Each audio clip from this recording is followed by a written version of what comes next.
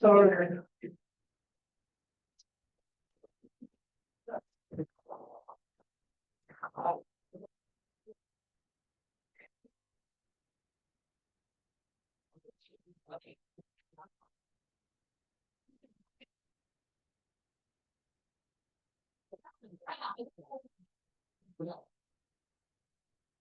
All right.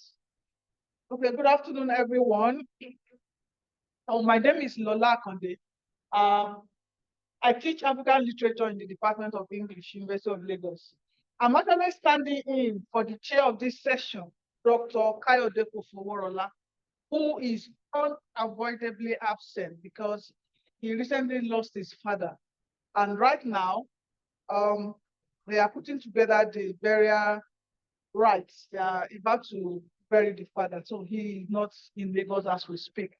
So he has asked me to stand in for him.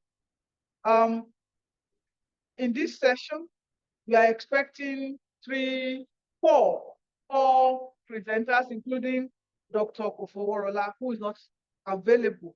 So there will be three presentations, and I'm going to, announce the presenters as I see on the message that Dr. Kofoworola shared with me. So this session is on literature and literary traditions. And the first presenter here is, or the first presentation here is Unmasking the Nigerian Child, a critical comparative analysis of selected Nigerian literature and the 2023 Child Friendliness Index by Martina Ochoa Omorodion. The person is not here. Okay, so I go to the next person, probably when she joins us. Okay, so the next presenter will be presenting dialogue as a communication tool for conflict resolution in the Nigerian novel. So that's by Kayode Kofoworola himself, who is not available. All right, so the next one will be Women Writing Women's Stories, Female Identity and Representation in two post-apartheid novels by Abimbola Thomas, University of Lagos. All right, so ordinarily, each presenter should have 15 minutes if there were four presenters, because we're going to use 1 hour for presentations and 30 minutes for Q&A. So, but because Dr. Kofoworola is not available, so the three presenters are going to share the 1 hour, 20 minutes each. So you have 20 minutes, and you may start.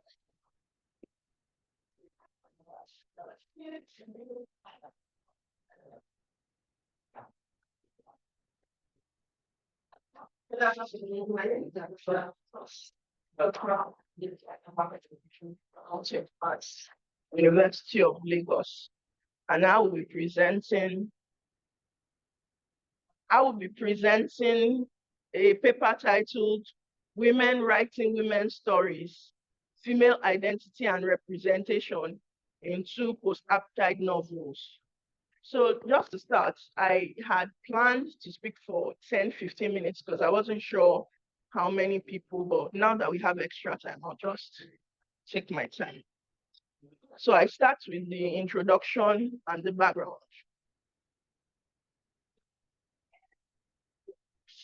So because we are setting in South Africa, it is expected that we'll go back to the apartheid system of government, which ended in 1994, when Black people were granted the opportunity to vote in a new government. 30 years later, the literature indicates that life is still difficult for many, especially females in South Africa, which is our focus in these studies. So we have scholars like Israt Alam, who opine that female characters in actually this study, he examined Disgrace by J.M. Coetzee, where he said that post-apartheid women are marginalized in three ways. So they are marginalized on the level of being female regarding their gender, They are marginalized on racial basis, either they are white or black, and then they are marginalized as a result of their location, which is that they are experiencing the effects of the apartheid system of government. So the three levels are at the level of gender, at the level of race, and at the level of their nation. He expressed the view that colonialism and apartheid have had major impact on women since they suffer from gender and racial discriminations. The study, the texts under review are Triumph, which was written in 1994 by Marlene Van Eyck, and the 2014 book by Nadia Davids called An Imperfect Blessing. So in these texts, we are looking at key characters which are female and how they realize their identity and how they are represented by the author. The authors are Africans and Muslims. So Valim Manak is Africans and the Muslim is Nadia Davis. And we find this too in the text because the characters, they are along the same line as the race of the authors. So the justification for textual selection, the reason why these two texts were selected for this study are because one is Muslim and the other is Africans. We find that many texts in South Africa and many critics of the texts look at books by whites and look at books by blacks because those are the two predominant races in South Africa. So in looking at, to an extent, an underrepresented selection, that's why I chose the Muslim text, which represents 1.3%, 1.36% of the total population, and then an Afrikaner, which represents 13.5% of the total population. So we find that, I used Muslim on one hand, and you expect that the dominant demonstrator would be the religion of the other person. So the religion of most Afrikaners in South Africa is Protestant Christian from the Dutch Reformed Church. So the aim of this study is to examine the representation of female characters in the texts and how their identity is characterized by post-apartheid intersections. The research questions, the research objectives have just been recrafted as questions. So the question, female identity represented in the text. The second is, do the texts represent intersecting realities of female characters? And the last question is, what representation of heterogeneity and homogeneity of female characters establish unique experiences? Moving on now to the theoretical framework and methodology. The texts are, this is literature, so there will be close reading of the text, and they'll be analyzed against the background of the psychoanalytic concept of apperception by Johann Friedrich Herbert, which explores how characters perceive themselves in the light of previous experience. So in the South African case, previous experience is apartheid. In the perception concept, the characters might have undergone the same experience, but what they make of the experience might be different. And that's why that concept fits in with this study. The other guiding framework for this study is by Ndebele Njabulu, a paper titled Rediscovery of the Ordinary. In the apartheid period, virtually all literary outputs were manifestos, so to speak, because they would attack the apartheid government. They were a tool. And so his thesis in the Njabulu was that South African creatives have to rediscover the ordinary as opposed to arguing against apartheid oppositions, narrow themes, and stereotypical characters. So moving on to the main focus of this study, what are the findings? The first question asks how female identity is represented in the text. Like I previously said, one of the characters, the key characters is Muslim. and the other one is Africans. So we find that in the case of the Muslim character in An Imperfect Blessing, her name is Aliyah. The writer depicts regular wholesomeness. She's a teenager, she's trying to find herself, she's aware of the political setting of her nation, but she's more interested in factors that affect her as a person. And we find same thing with her family. But in Triumph, which is an Afrikaner text, and the main character, her name is Mo, she's African, and you'd expect that with the apartheid system, she is one of those apartheid was ideologically created to benefit, but the writer rather portrays dysfunctionality. So the identity in An Imperfect Blessing is one of regular wholesomeness, while what we have in Triumph, the Afrikaner text, is dysfunctionality. So moving on to the next aim, which has been recrafted as a finding. The question is, do the texts represent intersecting realities of female characters? So in both texts, we find that the intersecting reality is the experience of the female characters focalized. The historical is present because we have depictions like the death of Chris Hani, which happened in 1993. And these texts are set in a period just prior to the arrival of democracy. So the intersecting reality rotates around the physical setting as well as the time, the setting of the time in the text. Another significant intersection is found in the the physical setting of each of the texts. We find that in An Imperfect Blessing, the place the character lives in Cape Town had been demolished, and then a new structure was built on that surface.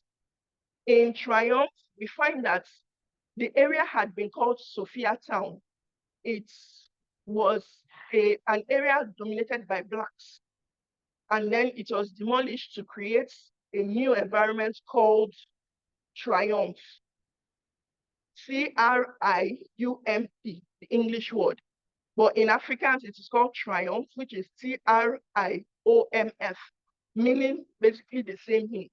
So the historical is present to a small degree, and the national political climate is very apparent in the text. Another point of intersection is found in the language. To read a quote directly from the text from An Imperfect Blessing, says, confined to a corner, as if the dance floor was an abstracted grid of the city and they were still obeying an abolished law. So the language there speaks to apartheid. Apartheid means apartness. So the literal apartness was found in this situation where the young girl, Alia, had done the kind of things teenagers do. She went without her parents' permission to a club.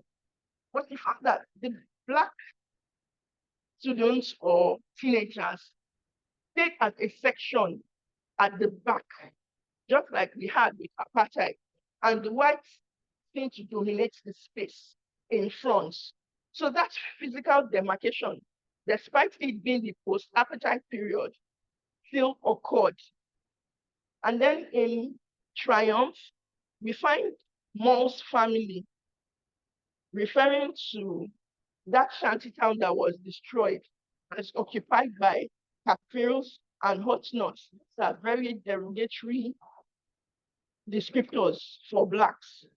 So the intersection dwells on the national climate, the historical, which is still present, the setting, time and physical, as well as the language.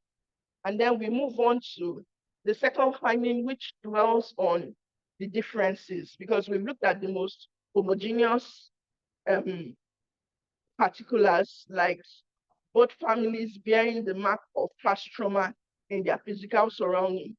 But the heterogeneous qualities include the ideal life. Aliyah belongs to a world that is wholesome. So her problems include her first trip to the club without her parents' permission, her seeking a secure identity amidst this country's collective desire for stability. But with Mo, it's a whole different kettle of fish because she's objectified. In the texts, she has a father, a brother, and a son. The interesting thing is their relationship is incestuous because she's having sexual relations with the three of them. Her son is epileptic and he has some psychological problems. So as a young child, he found that a way to calm him was to stroke his manhood. And by the time they graduated into his adulthood, he found that as a result of his psychological problems, he would flip out. And as a way to control him, she will call him to come into the room with her, and then she will stroke him. Eventually, they will have intercourse, and then he calms down. It is worthy of note that this character is 40 years old. So what we have is Mo is objectified. Another element that points to that is the fact that the vehicle in the house, they have an old beat up Volkswagen. The name of the vehicle is Mo, similar to the name of the woman who takes care of the three of them in the house, sexually and in every other way. So we find that as a result of her situation, she advocates for prostitution to be legalized, not because of any moral issues, but because she finds that servicing three men sexually in the home is a lot of hard work. So she recommends that plump, huge African girls should be set loose in the city so that people like them, they are an Afrikaner family, people like them should be taken care of by that advocacy. Another level of heterogeneity is found in her complexity. I mean more now, because of the family bonds and intimate relationship. So I state that despite the violent incestuousness, most interactions with her brother and son reveals the intricacies of love, dysfunction, and dependency within the family unit. Now, the first inclination of anybody reading the text would be, this is so weird and wild. Why should this be a typification of the South African situation? My conclusion answers that. Now, Mom is a typical illustration of the point at which I started when I quoted Israt Alam, who views female characters in post-apartheid novels as triply marginalized. In most cases, she's actually marginalized on 4 levels. Racially, she is part of the group who considers themselves superior to Black because with the apartheid history, Blacks were seen as inferior to whites. So her position is symbolic of the failure of the ideology of white supremacy. The ideology of white supremacy sees whites as rights, sees, although the land is literally in Africa, but they still believe that the South African land belongs to them. So as a result of this ideology, he is looked down on at the level of her race. Now she is of a class looked down upon by other whites. So even in the white setting, there are levels to it. There is inferiority and there is superiority. Because other whites and Afrikaners, as evident from the reaction of, this is an extract from the text, a young Afrikaner who tried to recruit their votes for the National Party. Even those ones, they are also white, but they look down on other whites like themselves. And then she is of the gender oppressed by the patriarchal system prevalent in the race and class configuration in which she finds herself. The level that is not mentioned here is the sexual level on which I previously spoke about. So she's inferior by race, by gender, by class, and by her objectification. Now, both texts show the different ways of engagement with the post-colonial problematic. We might not want to reckon with the morals of society in the post-apartheid world. We might feel that they are an aberration. But as represented by the author, Such people exist in society. And so it applies to the female gender in South Africa. In the text under review, one represents a typical example in South Africa, and the other represents an extreme. Neither one is irrelevant. They all belong to that society. So where an imperfect blessing and triumph converge is that they have a rich exploration of the subletters of gender, family bonds, and societal shifts, as seen through the lens of Alia and Mo and their family dynamics. I end on the note that as women writing women's stories, Davies and Van Eyck have portrayed a functional family on one hand and a totally dysfunctional family on the other hand. They enrich our knowledge on female identity and representation, and post-apartheid, they show us how somehow female characters manage to stumble through life. Thank you. Perfect.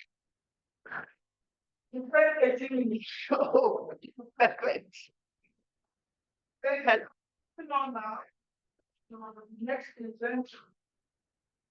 The next presentation, foreplay and the program of ethical, cultural, and character building among the diaspora by Sunday Dowdy William. By Sunday Dowdy William VC from Mando University. Over to our diaspora presenter.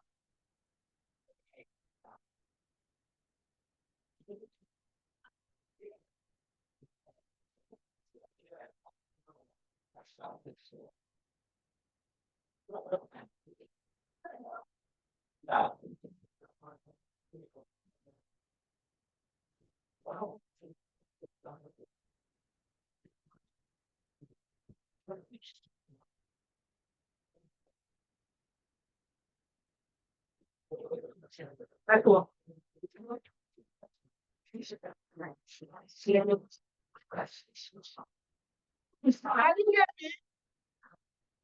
Prof, can you see me? Hello, Prof. Can you see us? Hello, Prof. Looks like you can't see us. You can't hear us.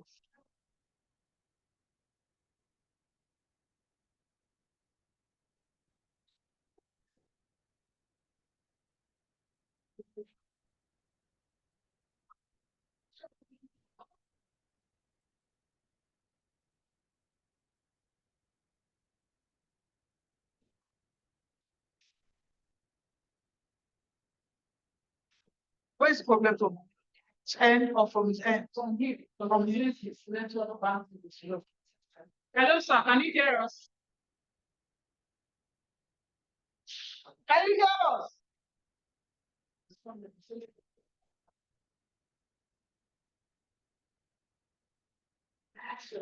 Can you unmute yourself, sir? You need to unmute your mic. Yes, I just unmute myself now. Can you hear me now? Okay, then please proceed. All right.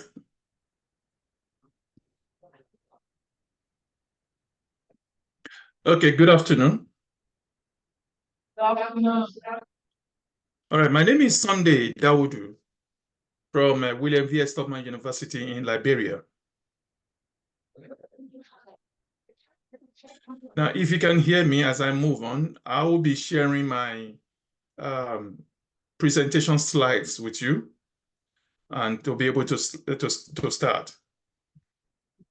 So just 1 minute and I try to do this sharing.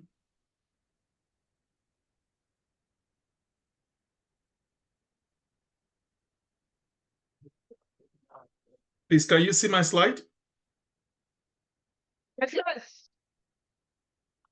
Can you see my slide, please? Yes. Good. Yes. All right. That's okay. So I'm presenting on the slide or the document examination of folktales as custodian of ethical cultural identity and character building among the diaspora. Now, let me give a very quick personal background to this before I move on into the paper itself. As someone in diaspora myself, probably in the last 15 years of my life, and I have to live in different places, different countries. As I'm talking to you right now, I'm in the UK. I found out that as a diaspora, we face so many challenges. And that one of these, or some of these challenges, is beyond just the economic challenge, or what is called the push and pull philosophy challenge, but it also has to do with what is called social-cultural challenge. And sometimes from time to time, there's a need for reconnection with home, reconnection with tradition, reconnection with one's background. And so that experience could be formed part of what has informed the writing of this paper. So I'll be relying on the work of ICANN 2002, who also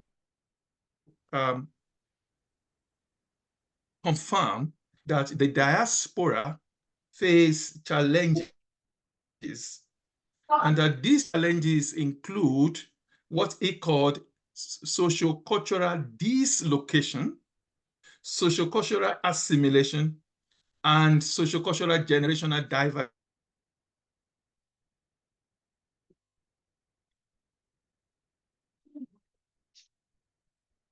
divergence. Can I go on? Can you hear me? Yes. Yes, Hello? we can hear you. Hello? Okay, We good. can All right. hear you. Hi, we can hear you. We can hear you, Prof. So, yes, as I was saying, yes, like in 2002 recognizes different level or some types of challenges being faced by diasporas.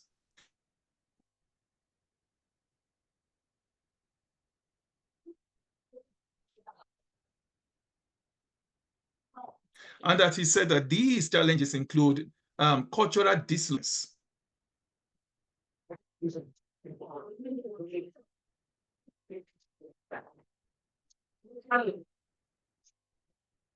by cultural generational divergence, it means that sometimes children born to different cultural identity to that of their parents.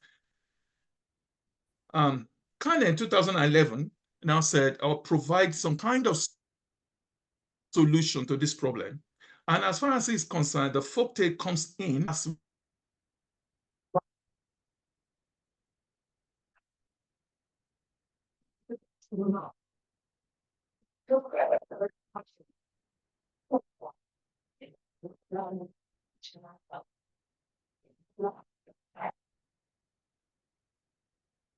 hello? Hello?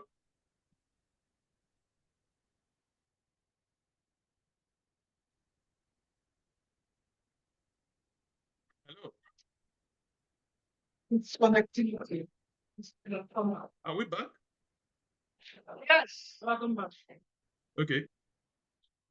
So, all right. So as I was saying, Khan 2011 argue that folktales provide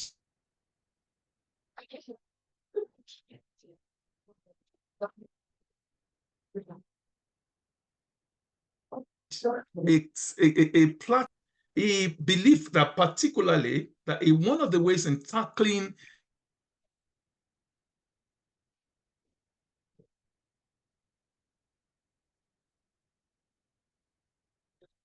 the problem that the diaspora have to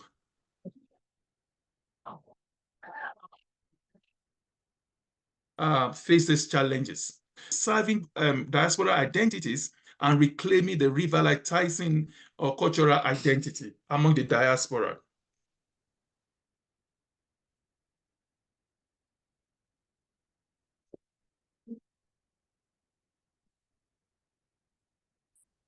And so we come to this, that diaspora communities are most often faced with cultural and ethical identity we have explained. And that some of these challenges often lead to what is called dislocation from personal tradition and even spirituality of the diasporan. And it's always is the need or desire for rapid sociocultural assimilation, their new abode. All of these put together present a constant threat of the gradual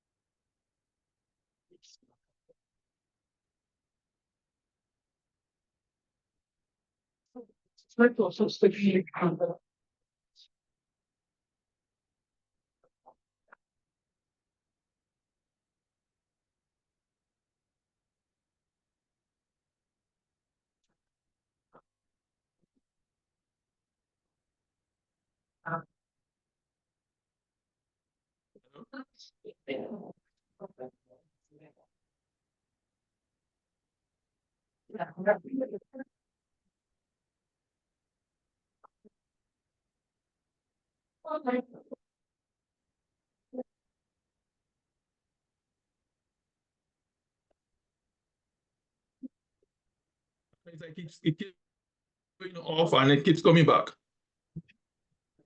Keeps the being up on sorry about it.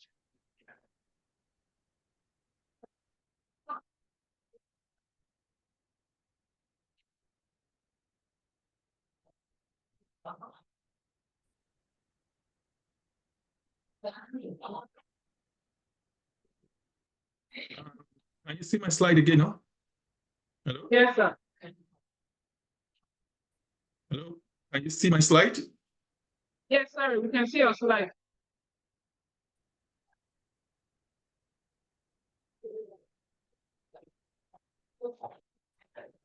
Hello, I'm sharing my slide. Can you see my slide, please? Yes, yes, Paul. We can see your slide.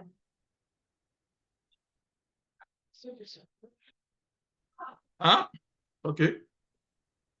Wow. So I'm moving on very quickly to the next slide.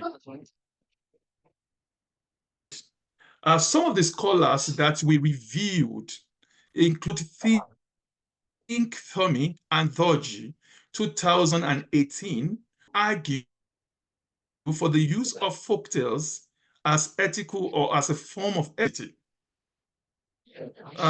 Toomey and Thurgy highlight the fact that folktales addresses core themes like character, resilience, which resonate with ethical cultural identity.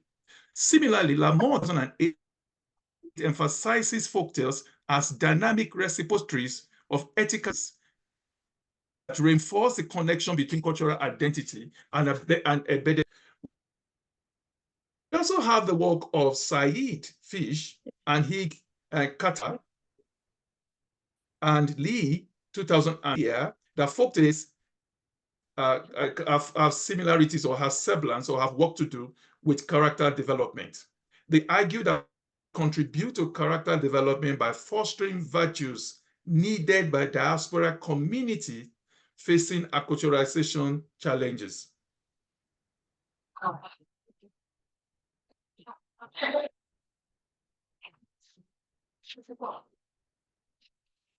Similarly, we also have work already done in the area of folktales. And I liked this particular area in his work, where he also pointed that folktales act as repositories of moral lessons, offerings on virtue. The same way we have Zhao 2010, who emphasizes indigenous narratives under which folktales falls, ethical behavior and moral reasoning while providing entertainment. We also have Wiston 2005 that mentioned that folktales in many cases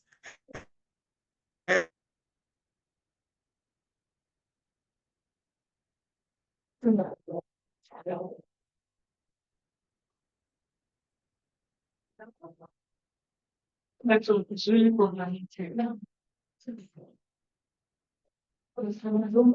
From saying that we have but we found it. She keeps scared. One with you.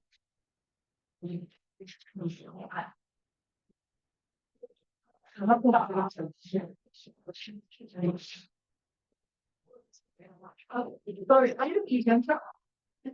Presenter? Okay. The other person also didn't come.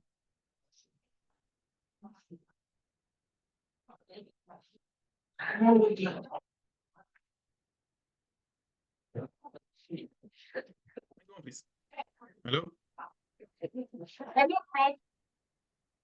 Sorry about this Come connectivity. back so I can reshare my paper. Hello? Prof, we can hear you again now. It's all right. I will try and reshare my paper again. Sorry. Please go ahead. Sorry about the connectivity problem.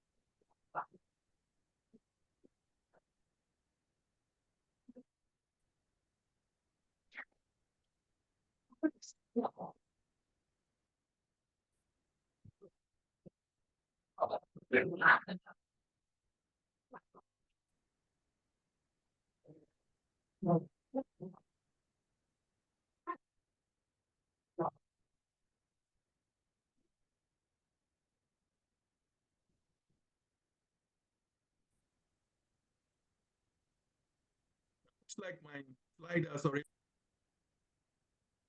Can you see my slide? Yes, sir. It's okay. So I'll move on very quickly because I think the network is bad. So I'm going to try to be very quick about it. All right. So let me go very quickly now to the work of McCallum, 2013, who worked extensively on the Wolof oral tradition and folktales. The Wolof people can be found around Senegal, Gambia, and Mauritania. Now, this work revealed very extensively that folktale can be used to preserve cultural heritage and that it transcends time and space, particularly in transmitting cultural heritage and fostering continuity within the community. Mick Adams, 2001, and Salma, 2002, also have been able to look at folktale from the point of storytelling and identity formation. As far as they are concerned, that folktales can be used particularly for storytelling, and they believe that storytelling is in itself offer opportunity or platform for self-exploration and expression. And also, on the other hand, they also believe that storytelling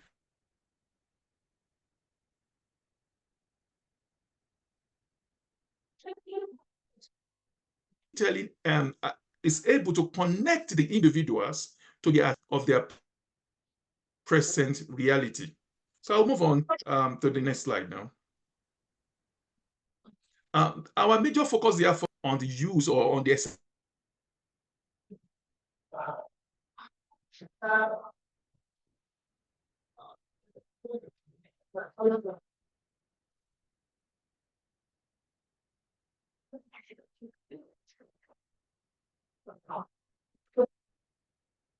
examination of folktale is that we want to look at, or we are looking at, like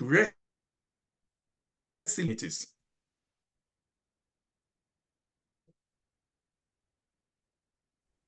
In order to be able to do this very well, we have been able to rely on theoretical framework like cultural heritage theory, proposed again by Canem 2011, who has worked extensively on the idea to use the same theory to emphasize that a folktale can be used as for cultural wisdom, historical memory, and moral identity theory by Tajfel. In their own exploration of folktales, they explore the idea of folktales or shared narratives can serve as symbols. Folktales contribute to a sense. We rely more on the work of Esma 2009, an ethnographical scientist who is of, hello, can you hear me? Who is of the, that use it for intervention, okay, and collective narratives from members of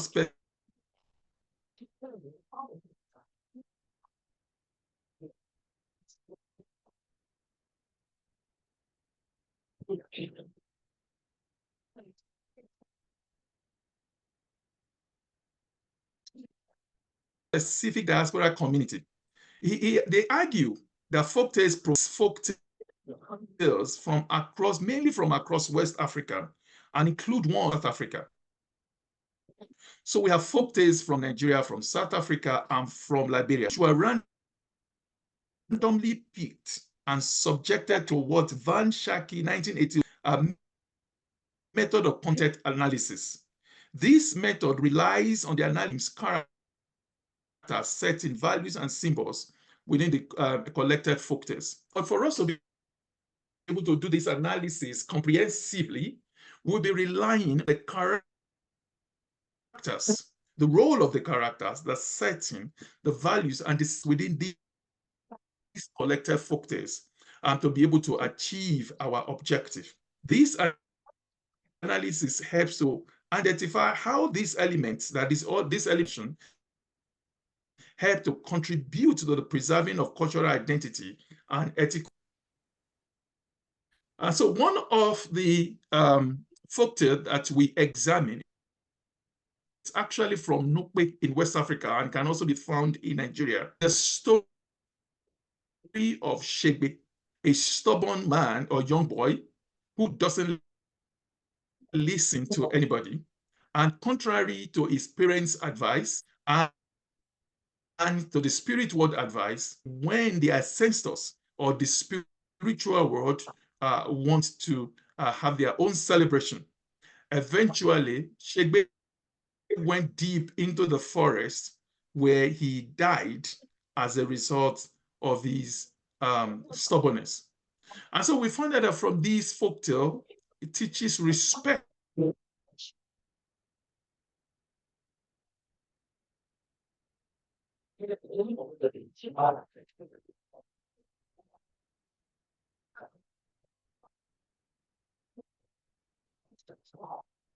for tradition and cultural beliefs. This is something very Gen Zs sometimes find it very difficult to respect tradition and culture of their parents or forebears. Most of the time, down on the culture and traditions of their forebears. Find that the story teaches about the importance of humility and connectedness within a community. It also warns against and disregard for established norms. Again, this is something very popular among new generation of diaspora. Most of these children doesn't know what parents may have gone through. Let me use the current word before they are able to jack to their different locations. And so what happens? Sometimes they become reckless, new areas, to the chagrin of they are in their new location. We also have the story from the Yoruba people of Nigeria. The fisherman, his wife, and the little fish. This is a very interesting story of a particular fisherman who caught a small fish, but decided to spare the fish out of mercy. Fisherman. But of course, his wife kept pushing him until they come to the point of greed, and the fish had to return them to their first state of poverty. Again, this shows that material wealth and power shouldn't come at the cost of morals and cultural roots.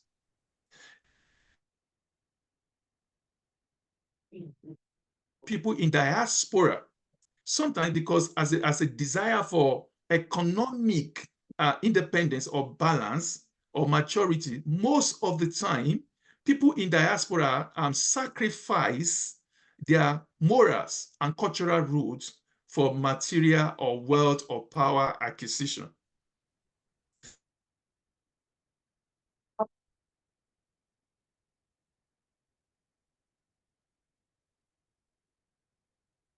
Then we also have another story, again, which is even among Ghanaians. This is also probably a very popular story of the air artist.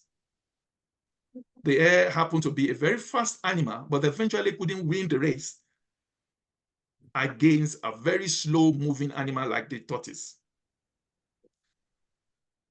Now, we realize that this story, again, teaches the importance of patience and commitment to one's cause in life, because the hare is seen to have become distracted.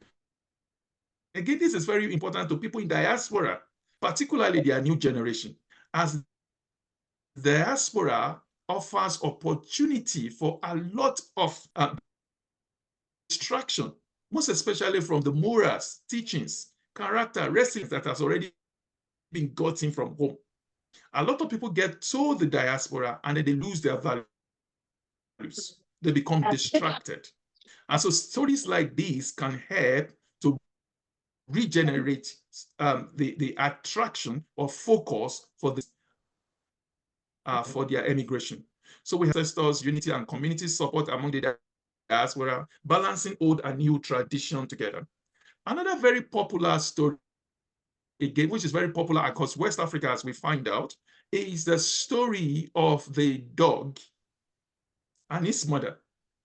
The dog, I mean, all animals are hungry.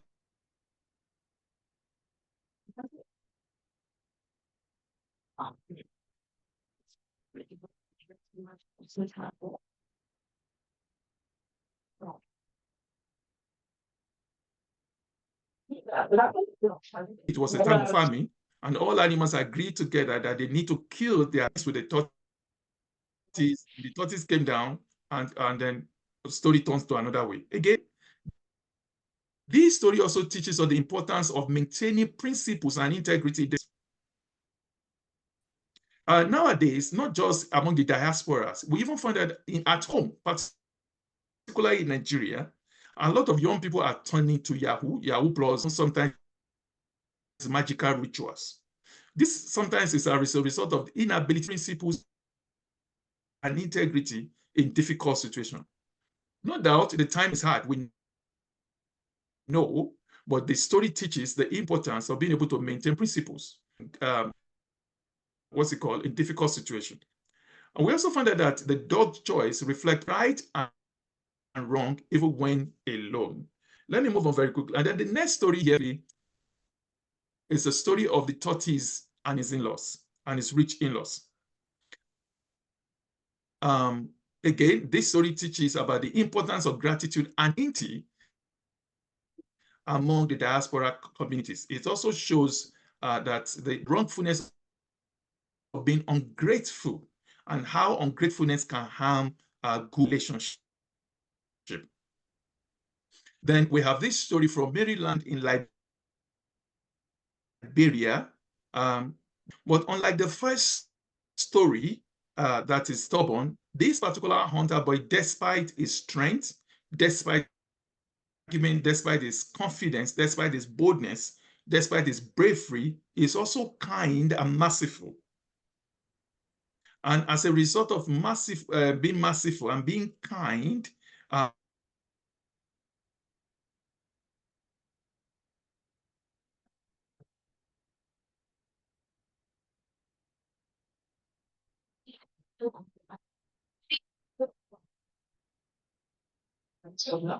we are able to come to the importance of compassion, empathy, and living of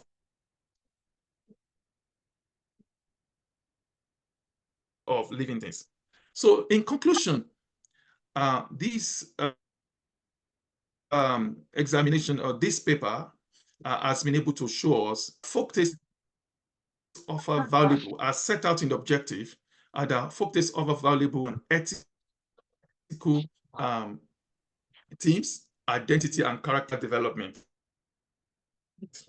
We also find out that the analyzed folk tastes provide new insight into the role of folk tastes in character building and cultural identity and reclamation, particularly in our community.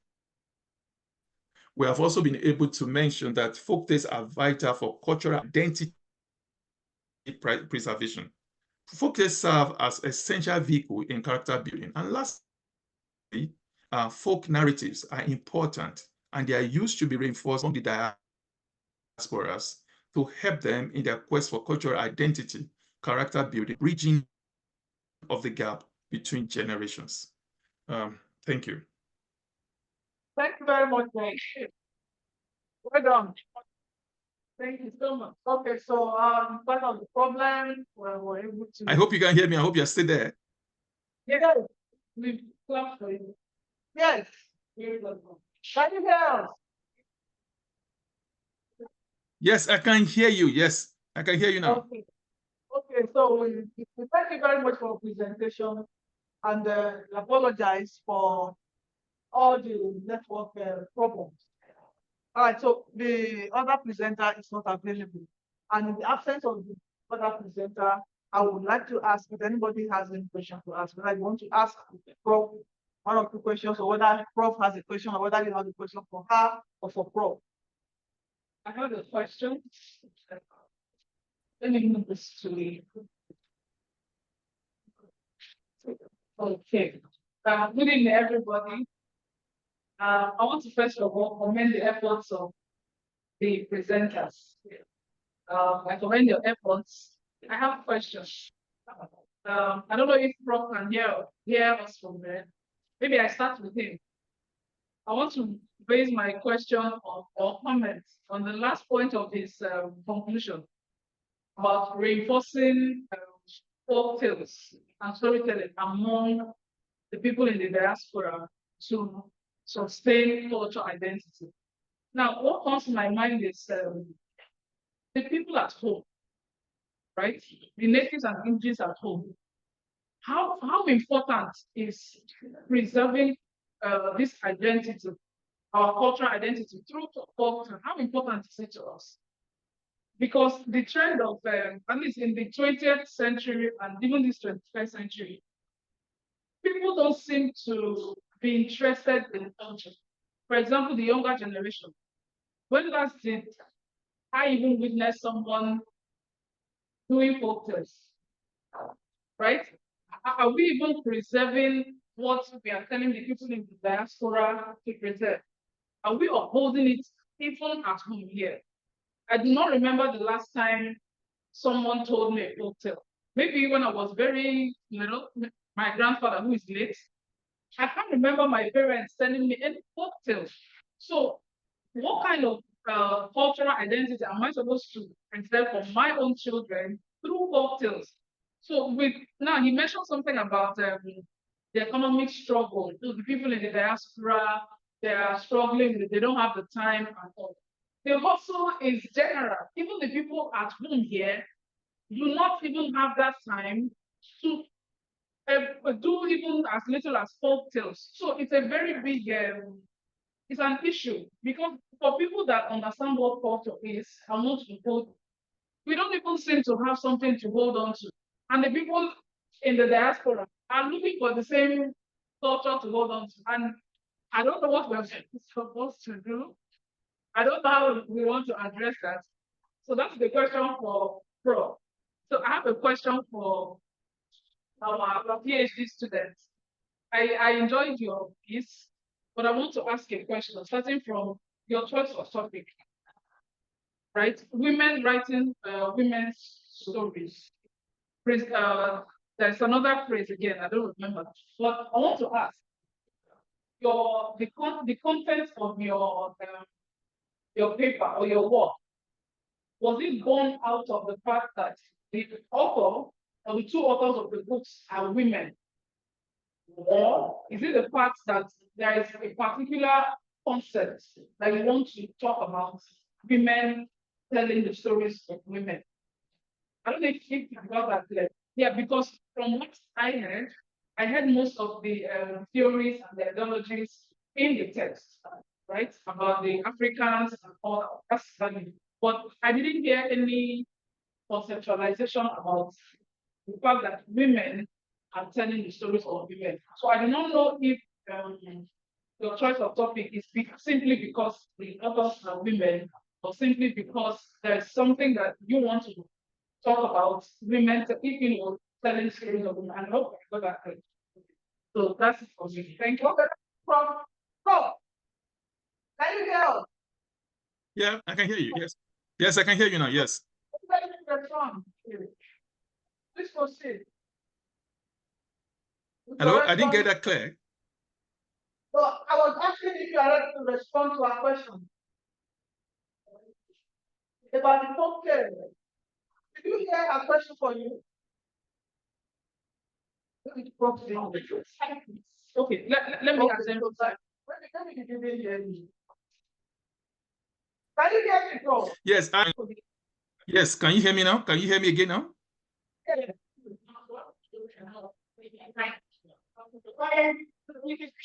We should have been okay. I can attempt to type the question to you, sir. It's not a private question to you. God, she was trying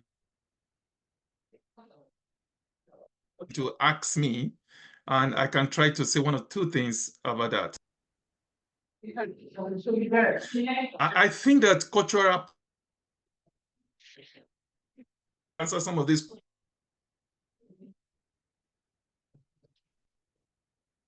questions. You can move on to the next person. If you cannot hear me, I'll be sending you a chat. Okay, sir, that will be fine. Okay. So I can't check it. It's an already issue.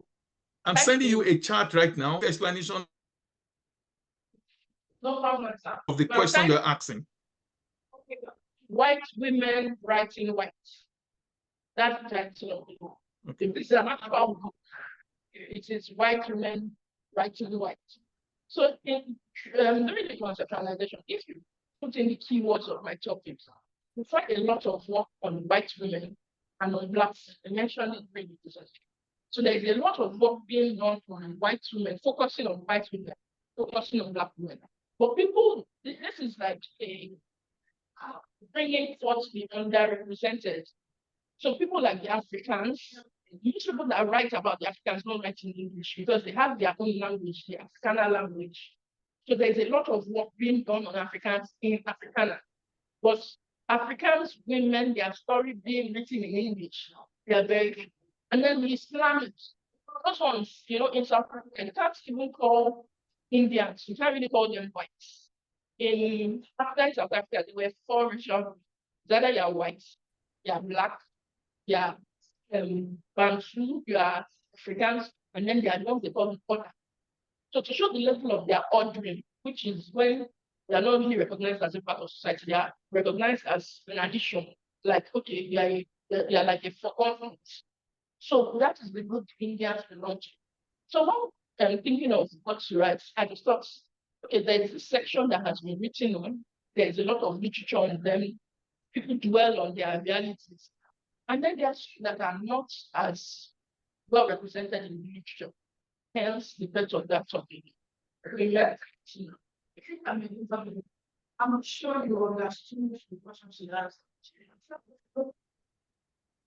I understood what she's at. It's that significance of women writing women's stories. You see that he said to the children of yes, men are not great. The men is that yeah, I think you have mind. I think that for women writing women's stories. I can ask people to tell stories and women. Men are telling the stories. Even the person like a scholar, he's a man. But women are not, what women is blends what I said previously. Women are telling stories, yes, but they are telling stories of a certain subset. So the subset of Indians and subset of as Muslims and then subset of Afghans, those ones are more of their language in Africana. More what you talk experience. It's not the emphasis of your talk. So you need to walk. And focus. You really want to say. So should I specify? I bet I will allow them. That's it. Why? You should start your that's yes. What when you get it? What I'm trying to say. So emphasis on different types of different tribes, different races, different sections of society, India, African, the black, white,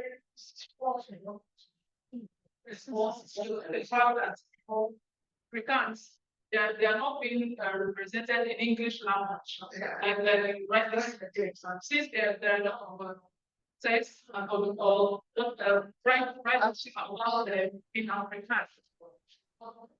There are about them in English language. Then maybe that's what I'm trying to communicate with you. So when you say women Without women is too big. So that's why I asked. I don't know what they want to tell me. Maybe because the authors of two books, I don't know if they are women and they did not tell us or and did not hear. yeah. You know, they are so I know what we can first. And Tina also about you said men are telling the stories of that's another concept that women should actually tell the stories of women. It's maybe what I was expecting to hear. There are many people in this paper. You bring out what we bring the last in this paper. Yes. All you need to do is very hot. It's interesting. If you talk about writing women's stories, excellent. Let that be. Explore that area. I'm sure the significance of women writing women's stories. And that's that. Explore the difference of grammar. You know, using the English language. It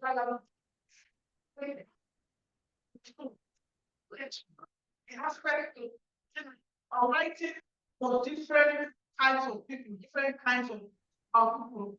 Africans, blacks, white, Thank you. Yeah. The topic also says female identity and representation. So if women write stories of women, maybe they should represent the femalehood better from maybe a first person point of view, better than the men.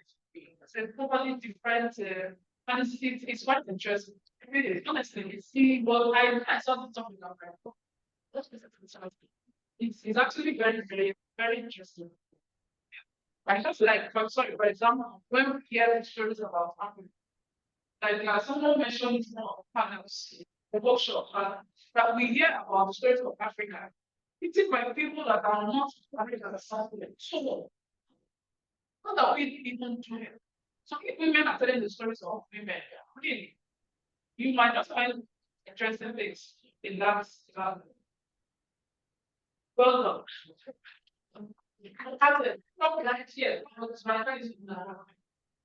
So the use of folktales is very important to resolve a problem of generational divide and individual disconnection from them. I understand we may not have time, but cultural problem that most of the challenges we are facing is an inexistential problem. It's just existential. So it's an existential problem. It is not spiritual. It is our problems, and it is better we begin to. It's better we begin to find time. We can go for both the people at home and the people in the house going to ask us. The cocktails. We that were Africans were not using them. So do we now begin to practice it so that the whites they say to have done things in really interested and what actually in the past. So when people like this, they will see the value and they will have created for their own culture. Very that we try to use it now, for instance, as a writer and incorporate it in my writing. All the stories that I was told and I was becoming given But I sing songs, I do chant my classes to my students. I let them know that the Catholic literature, back in the day, so before the intervention of the Europeans and all of that, and that in fact we have stories, we have folk tales that teach morals, and that literature does not begin with with the English literary tradition that we have always had our literature. So in some of my books, for instance, I try to incorporate some of these folk tales, and I translate. Firstly, I render details in the local language, and then I do the translation side by side. I think it's one of those. But I acknowledge your concern, because it's really a problem. If suppose you are in Nigeria, how close are we? How do we are we really sharing the folk tales? Are we benefiting from the wealth of these folk tales? Do they influence our lives? Do they influence our behaviors? Do we draw from the wisdom of these folk tales? Do we allow them to actually impart, the things we do, and the way we do these things? Yeah, So you it's gave a it's very a- interesting analogy about the story of the dog. Yeah. The dog, you learn severity, you learn patience. So if people are translating these stories to other, our own generation, are we even patient to sit down and listen to these things? If you try to advise someone or a younger person, it's another issue altogether. They're either calling you old, or they're calling you gay, or they're calling you sin. Why do you think you have the right to talk? When we are not, everybody is like a microwave generation now, just 2 minutes. So it's a serious issue. It's a serious issue. I have a question for Prof. though. I was going to ask him, I don't know if you can hear me. Maybe you would help me to type and send to me. Some of these stories, he tells us the significance. As a writer, I'm interested in the stories themselves. So I was looking forward to seeing those stories, but I know it might because of constraint of space. So I'm wondering if I send my email to him, or if you help me send my email to him, if I could get this story, because the stories are useful to me as a teacher and as a writer. This email is in the Yes, so I could be the doctor.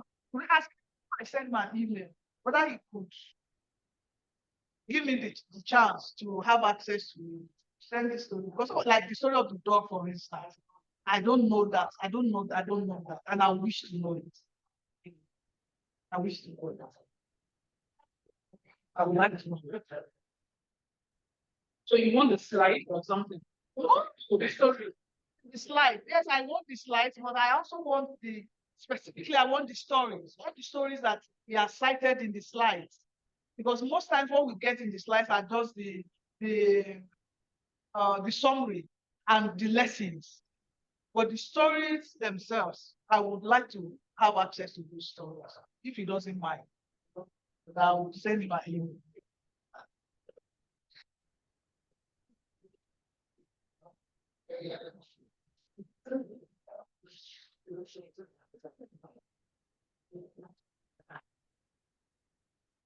Okay, so it says they seem captivated by the idea of being able to tell their own children their folk tales, particularly in their own languages.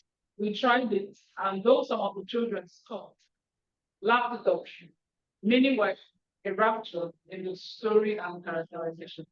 So you see, the same thing we're not talking about here. Some people will just, what are you even talking about? But he hasn't answered my own. Not yet. No, I'm not saying. Thank you. It's quite interesting. It's very interesting. I would like now, because it's like the ways we spread this content. It's a modern way of spreading it through writing, through teaching. Another way to put it back. Another way, For this generation, yes, yes. for the Yes. way you use his slides was an interesting use of animations. Yes. I noticed that when I was looking at it, when I said,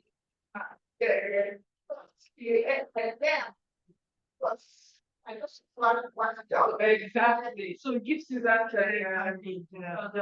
Because they live online.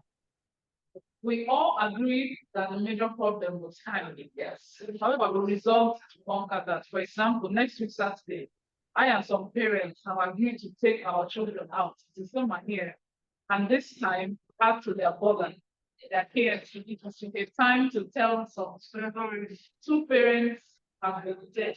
Yeah. So he said, the problem, she should send the bill. Okay. Okay, so I think we are done here. Are we? Does anybody have any other? I don't know if Prof can hear us, whether you have something else to say. Prof, can you hear us? Prof, can you hear us? I don't think so. Let me send him a message. I can't hear you. Oh, he can hear us. You can hear us now. Can you hear us now, Prof?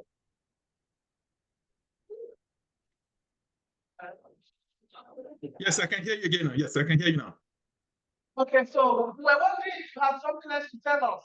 If you have a question for the first presenter, you have a comment, you have clarification, anything.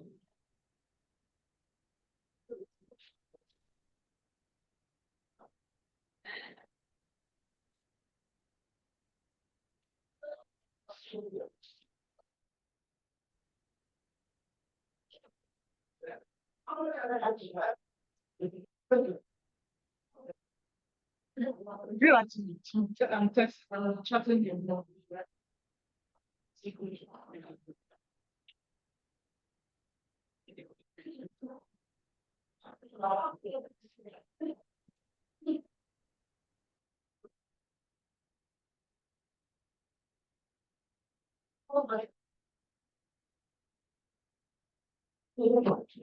So I'm telling to give a shout out to the kids. The kids, really, when people in the hospital and they long for the home things more than those of us who are because they're able to appreciate what they are not, then what they don't really have access to. We will have it and we take it for granted. Yes. Take it for granted. Hello, can you hear me? Let's go.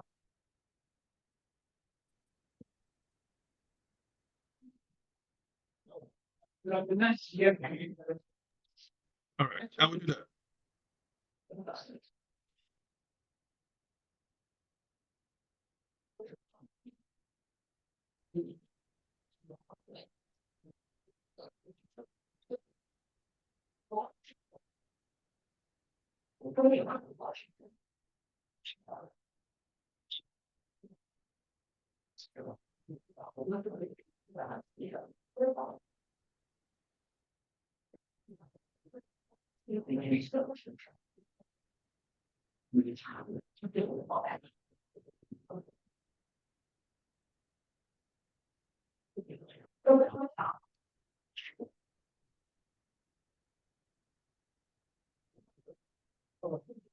Maybe just some food. Okay, so it's about 5 o'clock. We have had a very splendid time.